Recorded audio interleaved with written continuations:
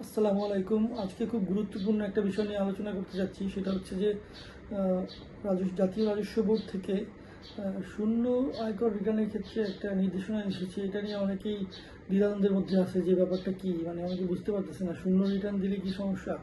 আসলে বিষয়টা হচ্ছে আপনার করযোগ্য সীমা অতিক্রম করলে আপনাকে কর দিতে হবে, করযোগ্য সীমা অতিক্রম না করলে কর দিতে হবে না। কিন্তু দেখা যাচ্ছে যে বিভিন্ন কম্পিউটারের দোকানে গেলে তারা কি করে, সব কিছু তার জিরো দেখা দিচ্ছে। একটা লোকের তো ব্যালেন্স, তার ক্যাশ ইন হ্যান্ড বা তার ক্যাশ অ্যাট ব্যাঙ্ক এগুলো তো জিরো হইতে পারে না, বা তার আয় আছে। একটা কম্পিউটার দোকানে গেলে দেখা যাচ্ছে যে শুধু তাকে একটা আয় দেখায় রিটার্ন করে দিচ্ছে। এতে সমস্যা হচ্ছে কি, সে তার ঠিকই অ্যাকনোলেজমেন্ট, সার্টিফিকেট সব কিছুই পেয়ে যাচ্ছে, কিন্তু প্রবলেম হচ্ছে যে তার আসলে তো মানে আয়টা গোপন করা হলো, তার অ্যাকচুয়াল আয়টা দেখানো হলো না।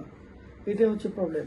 তারপর তার ব্যালেন্স আছে, দেখা যাচ্ছে যে 1 লক্ষ টাকা তাকে দেখাচ্ছে জিরো, বা তার ব্যালেন্স আছে 5 লক্ষ টাকা, তাকে জিরো দেখাচ্ছে। এটা তো করদাতার জন্যই বিপদ, এটা তো কম্পিউটার অপারেটরের জন্য কোনো বিপদ ডেকে আনতেছে না, এটা আনতেছে করদাতার জন্যই।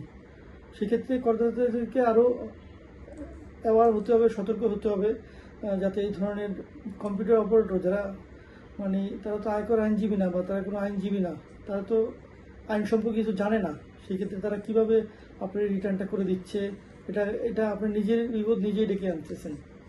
বিষয়টা হচ্ছে যে একজন পোপার বা নিঃস্ব ব্যক্তিরও 5,000 টাকা, তার হচ্ছে 5,000 টাকা তার থাকে তার হাতে।